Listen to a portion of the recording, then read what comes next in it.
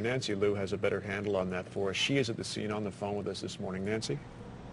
Well, Tom and Robin, I can tell you that the third firefighter that was rescued, I saw the ambulance go by. I asked one of the firefighters the condition of that colleague, and all he could say was badly. So we have no idea what the condition is of those injured firefighters, but an active scene here as firefighters dig and desperately try to search for a missing colleague after a Mayday call just before 7 o'clock this morning.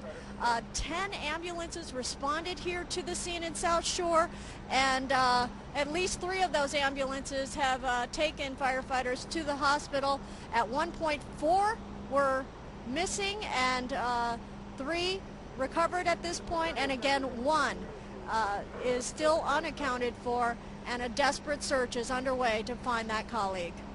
Wow. I mean, we're looking at these pictures, Nancy, from up above in Skycam, and it's unbelievable. There must be at least 30 firefighters on the scene in this building digging and looking for their colleague there. It looked like earlier we saw them feverishly digging in one particular area, and it looks like everyone's kind of trying to figure out what to do now. Of course, you know, I can't even imagine a hectic scene. We see some people going underneath, though, that collapse, though, on the bottom of your screen. Yeah, they're focusing their search, it appears, in a new area now. When we tilt first down there, I joined think right this under shot, the WGN bug there, it's the first we've seen people going underneath there. Ugh. Right.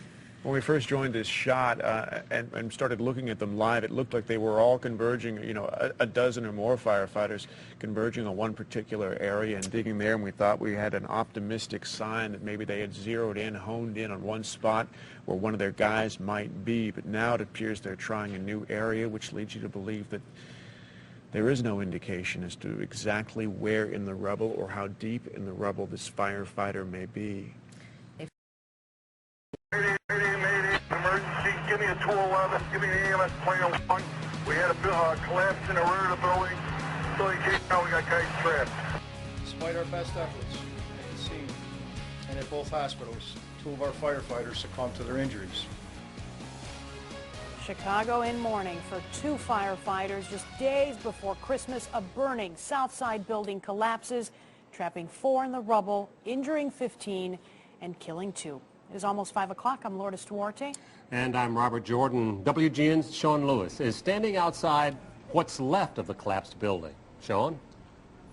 Good afternoon, good evening. By all indications, when firefighters got to the scene here on the southeast side of the city just before 7 o'clock this morning, it was a routine fire call. Heavy smoke, moderate fire inside of this vacant building here at 1744 East 75th Street. The fire was mostly in the back half of the building, which was an office section.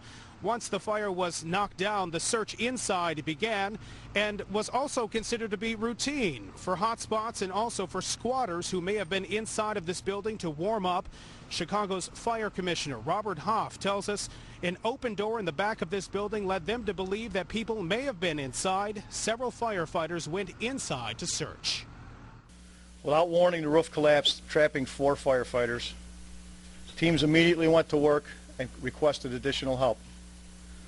All 4 firefighters were rescued, with the most critically injured being transported to Northwestern and Christ hospitals. Despite our best efforts at the scene and at both hospitals, 2 of our firefighters succumbed to their injuries. This building had no indication to the chief officer and the company officers on the scene that it was in danger of collapse, and that's when we make our decision to go in and do a search. Those who were killed, those who were injured, and everyone who was on the scene was doing a job that they know is very dangerous. But they also know that that job is very important, that it is essential to our city, to our neighborhoods, and to our homes. Again, 2 firefighters were killed here this morning, 15 others injured, mostly from the rescue efforts after the collapse happened. They were taken to a number of hospitals. Their conditions range from good to stable condition.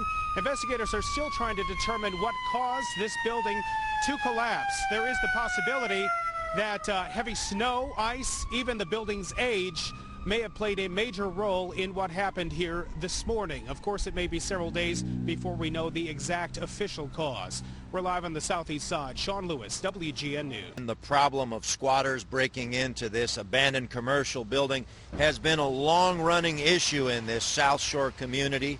There have also been a long documented history of building code violations and structural problems with the roof. Mayday, mayday, emergency, give me a 211, give me an EMS Plan 1. We had a collapse in the rear of the building. Building came down, we got guys trapped. We do what we do for the love of our families, for the love we have for our neighborhoods and for our city. It's been a devastating 24 hours for the city of Chicago, from the mayor to the fire commissioner, city leaders lamenting yesterday's loss. The image is painful to see comrades of the fallen firefighters desperately digging through the rubble yesterday morning in the aftermath of the building collapse. Along with 19 injured firefighters, 2 of Chicago's finest were lost in the tragedy. As friends and loved ones grieve the loss of Edward Stringer and Corey Ancom, the investigation shifts to the abandoned building on 75th Street. Circuit court records show that a judge set a deadline for the building owner to make structural repairs. The city cited the owners, Chuck and Richard Dye, for failing to make structural repairs to the sagging roof. The deadline for repairs to be made here was set for November 2010. This building had no indication to the chief officer and the company officers on the scene that it was in danger of collapse, and that's when we make our decision to go in and do a search. The Chicago Tribune talked to the owner of the building, Chuck Dye, who says that he is completely devastated about the loss of life. He tells the paper that he has been struggling financially for some time. His laundry business went under, and he admits that he has not had the money to keep this building up and to make the repairs that the city ordered him to make. Of course, this tragedy all started because the firefighters went into that building. There was a report that there could be homeless people or squatters inside the building. 2 firefighters lost their lives as a result. In the South Shore neighborhood, Julian Cruz, WGN News.